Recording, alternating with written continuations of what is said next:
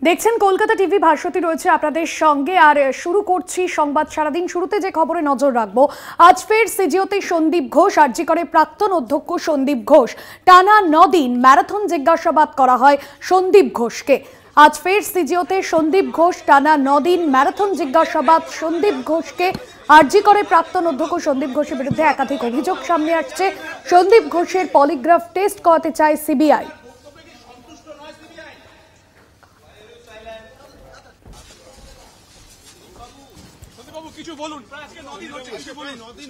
আপনাদের জানিয়ে রাখবো, আজ সন্দীপ ঘোষকে জিজ্ঞাসাবাদ, টানা 9 দিন ম্যারাথন জিজ্ঞাসাবাদ করা হয় সন্দীপ ঘোষকে।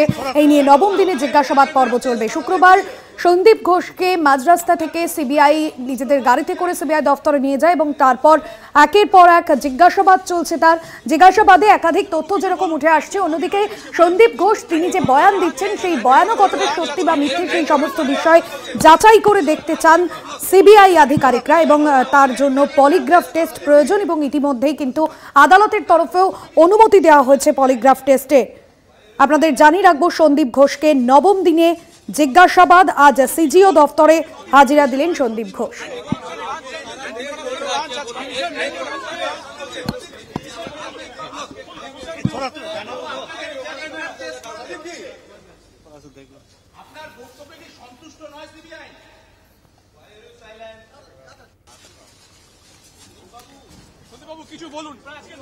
টানা 9 দিন ম্যারাথন জিজ্ঞাসাবাদ সন্দীপ ঘোষকে। আজও হাজিরা দিলেন সন্দীপ ঘোষ। অন্যদিকে এদিনও সাংবাদিকদের কোনো প্রশ্নের উত্তর না দিয়ে তিনি সিজিও দফতরে ঢুকে যান। নবম দিনে ম্যারাথন জিজ্ঞাসাবাদ চলছে সন্দীপ ঘোষকে।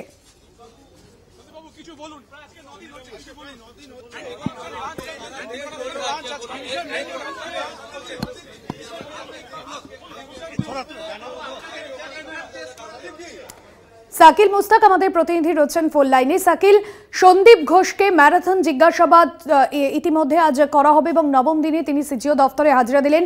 সংবাদ মাধ্যমের প্রশ্নের উত্তরে তিনি কি কিছু বলেন? কারণ যে ছবি দেখছি, সংবাদ মাধ্যমকে এড়িয়ে তিনি সিজিও দফতরে ঢুকলেন।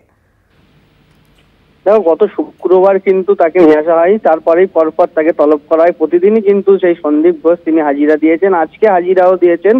কিন্তু দিন আজকে তাকে যে জিজ্ঞাসাবাদ প্রক্রিয়া সেটা কিন্তু শুরু করা হয়েছে। তারপরেই যেটা জানা যাচ্ছে, তাকে পলিগ্রাফ টেস্ট করা হবে। ইতিমধ্যেই কিন্তু যে সিবিআই আধিকারিকরা সেই তোড়জোড় শুরু করেছে। একদিকে যেমন সিআরপিএফ জওয়ানরা কিন্তু সিজিও কমপ্লেক্সের গেটে আছে, এর পাশাপাশি কিন্তু যে বিধাননগরের পুলিশ বিশাল পুলিশ বাহিনী তারাও কিন্তু আছে। তাকে এই মুহূর্তে কিন্তু নিয়ে যাওয়ার তোড়জোড় চলছে পলিগ্রাফ টেস্টের জন্য। একদমই, ধন্যবাদ সাকিব।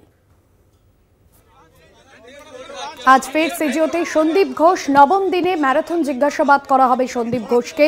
আরজি করে প্রাক্তন অধ্যক্ষের বিরুদ্ধে একাধিক অভিযোগ সামনে আসছে। টানা 9 দিন ম্যারাথন জিজ্ঞাসাবাদ সন্দীপ ঘোষকে। পাশাপাশি সন্দীপ ঘোষের পলিগ্রাফ টেস্টও করানো হবে। আদালতের নির্দেশে পলিগ্রাফ টেস্ট, আদালত ইতিমধ্যেই কিন্তু পলিগ্রাফ টেস্টের অনুমতি দিয়েছে। সন্দীপ ঘোষ সহ 4 জন চিকিৎসকের পলিগ্রাফ টেস্টের অনুমতি দিয়েছে। পাশাপাশি ইতিমধ্যেই যে ছবি আপনাদের সামনে তুলে ধরছি, সিবিআই আধিকারিকরা সিজিও কমপ্লেক্সে ঢুকলেন। তাকে যে জিজ্ঞাসাবাদ পর্ব আজকে, অর্থাৎ নবম দিনে যে জিজ্ঞাসাবাদ পর্ব, সে পর্ব ইতিমধ্যেই শুরু হবে। ইতিমধ্যেই যে ছবি আপনাদের সামনে তুলে ধরছি, সিজিও দফতরে ঢুকলেন সিবিআই আধিকারিকরা।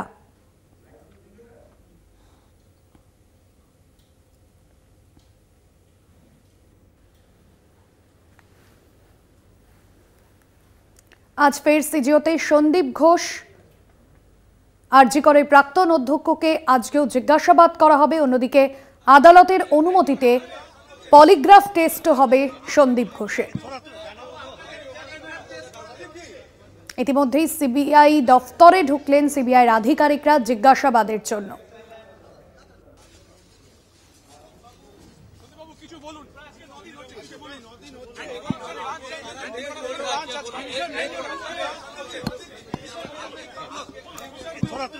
দেখছেন যে ছবি, সংবাদ মাধ্যমের প্রশ্নের উত্তর এড়িয়ে গেলেন সন্দীপ ঘোষ। আমরা দেখেছিলাম সন্দীপ ঘোষের বিরুদ্ধে একাধিক অভিযোগ এনেছিলেন পড়ুয়ারা এই ঘটনার পর তারা বিক্ষোভ দেখাচ্ছিলেন। সত্যসুন্দর ভট্টাচার্য সিজিও থেকে রয়েছেন সরাসরি আমাদের প্রতিনিধি।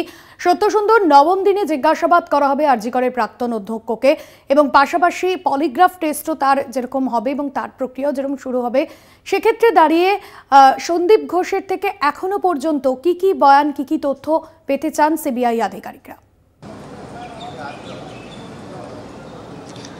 দেখো, টানা জিজ্ঞাসাবাদ চলছে। এর আগে 8 দিন, আজকে নিয়ে 9 দিন সন্দীপ ঘোষকে টানা জিজ্ঞাসাবাদ করছেন সিবিআই আধিকারিকেরা। মূলত জানার চেষ্টা হচ্ছে যে 9 অগস্ট রাতে আরজি কর মেডিকেল কলেজ হাসপাতালের সেই ডাক্তারি পড়ুয়া যে তরুণীর সঙ্গে যে ঘটনা ঘটেছে, ধর্ষণের ঘটনা, খুনের ঘটনা, সেই ঘটনার পরে আরজি করের সেই সময়কার অধ্যক্ষ হিসেবে সন্দীপ ঘোষের ভূমিকা কি ছিল, সন্দীপ ঘোষ কি ধরনের ব্যবস্থা নিয়েছিলেন, এই গোটা বিষয়টাই কিন্তু এই মুহূর্তে জানার চেষ্টা করছেন সিবিআই আধিকারিকেরা। দফায় দফায় গত 8 দিন ধরে কিন্তু তাকে জিজ্ঞাসাবাদ হয়েছে, টানা ম্যারাথন জিজ্ঞাসাবাদ দীর্ঘ সময় ধরে। আজকেও সকালবেলায় তিনি যখন 9:30 কিছু পরে সিজিও কমপ্লেক্সে আসেন, তারপরেও কিন্তু সিবিআই আধিকারিকেরা সিজিও কমপ্লেক্সে এসছেন এবং তারা কিন্তু সেটাই জানার চেষ্টা করছেন।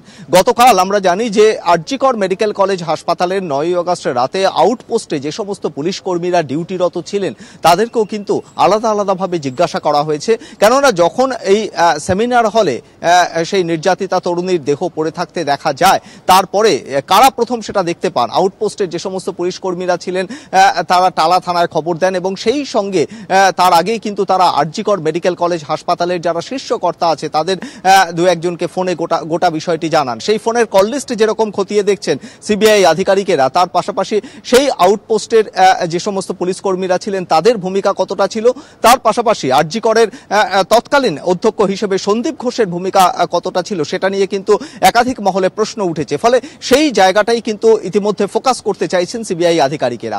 এর পাশাপাশি ইতিমধ্যেই সন্দীপ ঘোষের পলিগ্রাফ টেস্টের অনুমতি মিলেছে এবং সেই পলিগ্রাফ টেস্টে তার গোপন তার যে জবানবন্দি নেওয়া হবে সেই পলিগ্রাফ টেস্টের সময়কালে তার সঙ্গে এই দীর্ঘ 9 দিন ধরে বা তারপরেও যে জিজ্ঞাসাবাদ হবে, সেই জিজ্ঞাসাবাদ চলাকালীন সন্দীপ ঘোষের কাছে যে সমস্ত তথ্য উঠে এসেছে সেই বয়ান কিন্তু ইতিমধ্যেই নথিভুক্ত করেছেন সিবিআই আধিকারিকেরা। ফলে একদিকে যেরকম সেই টানা জিজ্ঞাসাবাদের বয়ান সিবিআই আধিকারিকদের হাতে রয়েছে, তার পাশাপাশি সার্কামস্ট্যান্সিয়াল এভিডেন্স বা যে সমস্ত তথ্য প্রমাণ ইতিমধ্যেই এসেছে, ডিজিটাল যে সমস্ত তথ্য প্রমাণ এসেছে, সিসিটিভির ফুটেজ এসেছে, এই সামগ্রিক বিষয়গুলো কিন্তু অ্যাসেম্বল করে এবং তার সঙ্গে এই পলিগ্রাফ টেস্টের যে জবানবন্দি সন্দীপ ঘোষের কাছ থেকে উঠে আসবে তার সত্যতা এটা কিন্তু মিলিয়ে দেখা হবে। সেটাই কিন্তু সিবিআই আধিকারিকদের কাছে এখন মূল ফোকাস এর জায়গা।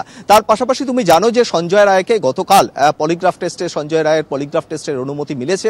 শিয়ালদহ আদালতের এসিজেএম তাকে আগামী 14 দিনের জেল হেফাজতের নির্দেশ দিয়েছেন। সেক্ষেত্রে সেই জেল কাস্টাডি থেকেও প্রেসিডেন্সি সংশোধনাগার থেকেও তাকে কিন্তু বিশেষ অনুমতি নিয়ে তার পলিগ্রাফ টেস্টের জন্য নিয়ে যাবেন সিবিআই আধিকারিকেরা। ফলে একদিকে যেরকম সন্দীপ ঘোষকে টানা জিজ্ঞাসাবাদ হচ্ছে, তার পলিগ্রাফ টেস্টের মাধ্যমে সেই সত্যতা খতিয়ে দেখা হবে, মিলিয়ে দেখা হবে।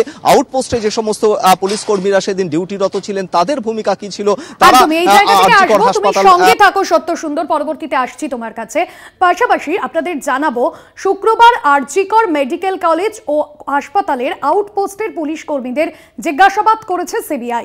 ঘটনার দিন রাতে আরজি কর হাসপাতালের আউটপোস্টে যেসব পুলিশ কর্মীরা ডিউটিরত ছিলেন তাদের ভূমিকাও খতিয়ে দেখা হচ্ছে। অর্থাৎ গত 9 অগস্ট যে ঘটনা ঘটেছে সেই দিন আরজি কর হাসপাতালের আউটপোস্টে যে সমস্ত পুলিশ কর্মীরা ডিউটিরত ছিলেন তাদের ভূমিকাও খতিয়ে দেখা হচ্ছে। কর্মরত পুলিশ কর্মীদের জিজ্ঞাসাবাদ করছে সিবিআই। সত্যসুন্দর রয়েছেন আমাদের সঙ্গে সরাসরি। সত্যসুন্দর, সেদিন রাতে অর্থাৎ গত 9 আগস্ট যেদিন এই ঘটনা ঘটেছে সেদিন রাতে আউটপোস্টে যারা ডিউটিরত ছিলেন সেই সমস্ত পুলিশ কর্মীকেও জিজ্ঞাসাবাদ করা হবে তদন্তের স্বার্থে। কি কি বিষয় এই জায়গা থেকে সিবিআই স্পষ্ট হতে চাইছে? দেখো, ইতিমধ্যে সিবিআই এর কাছে এটাই কিন্তু এখন মূল ফোকাসের বিষয় এবং তার পাশাপাশি সেমিনার হলে সঞ্জয় রায়ের উপস্থিতি এবং সিসিটিভির যে তথ্য প্রমাণ ইতিমধ্যেই সিবিআই এর হাতে এসেছে, সেখানে নিশ্চিত যে সময়ের যে ফ্রেম টু ফ্রেম যে সিসিটিভির ফুটেজ সিবিআই আধিকারিকদের হাতে এসেছে তাতে কিন্তু সঞ্জয় রায়ের উপস্থিতির প্রমাণ মিলেছে এবং একবার নয় 3বার তিনি সেই সময়কালে অর্থাৎ 9 অগস্ট সন্ধ্যের পর থেকে রাত পর্যন্ত তিনি আরজি করে ঢুকেছিলেন, সেই সেমিনার হলের গিয়েছিলেন, এমনটা কিন্তু সেই সিসিটিভি ফুটেজে সিবিআই এর কাছে এসেছে। এখন সিবিআই এর কাছে মূল জানার বিষয় শুধু কি সঞ্জয় রায়, নাকি সেদিন সেই সেমিনার হলে আরো কোনো দ্বিতীয় বা তৃতীয় ব্যক্তি উপস্থিত ছিল, সেটা কিন্তু সঞ্জয় রায়ের কাছ থেকে এখনো পর্যন্ত জানতে পারেননি সিবিআই আধিকারিকেরা। তিনি জেল হেফাজতে গিয়েছেন সঞ্জয় রায়, কিন্তু পাশাপাশি সন্দীপ ঘোষকে জিজ্ঞাসাবাদ করে কিন্তু জানার চেষ্টা হচ্ছে যে হাসপাতাল কর্তৃপক্ষের ভূমিকা, সেটাও কিন্তু যথেষ্ট গুরুত্বপূর্ণ। এবং ইতিমধ্যেই সন্দীপ ঘোষের ভূমিকা নিয়ে প্রশ্ন উঠেছে, তার কারণ 2022-23-এ তার বিরুদ্ধে যে দুর্নীতির অভিযোগ এসেছে সেটাও কিন্তু এই মুহূর্তে সিবিআই আধিকারিকদের তদন্তের বিষয়। ফলে গোটা বিষয়টা কিন্তু একটা সূত্রের মধ্যে বাঁধার চেষ্টা করছেন সিবিআই আধিকারিকেরা, কেননা ছোট ছোট যে সমস্ত তথ্য প্রমাণ সিবিআই এর হাতে আসছে এবং তার পাশাপাশি এই যে সমস্ত বয়ান ইতিমধ্যে রেকর্ড করা হয়েছে দীর্ঘ জিজ্ঞাসাবাদের মাধ্যমে, সেই বয়ানের সঙ্গে কিন্তু মিলিয়ে দেখা হচ্ছে এবং সেই সঙ্গে পলিগ্রাফ টেস্ট, সেই পলিগ্রাফ টেস্টও কিন্তু খতিয়ে দেখা হবে। সেক্ষেত্রে সত্যতা কতটা রয়েছে সেটা জানার চেষ্টা হবে। ইতিমধ্যেই সুপ্রিম কোর্ট কিন্তু এই গোটা বিষয়টিতে সিবিআই কে স্ট্যাটাস রিপোর্ট জমা দিতে বলেছে এবং আগামী 5ই সেপ্টেম্বর সিবিআই সেক্ষেত্রে সুপ্রিম কোর্টের শুনানি রয়েছে।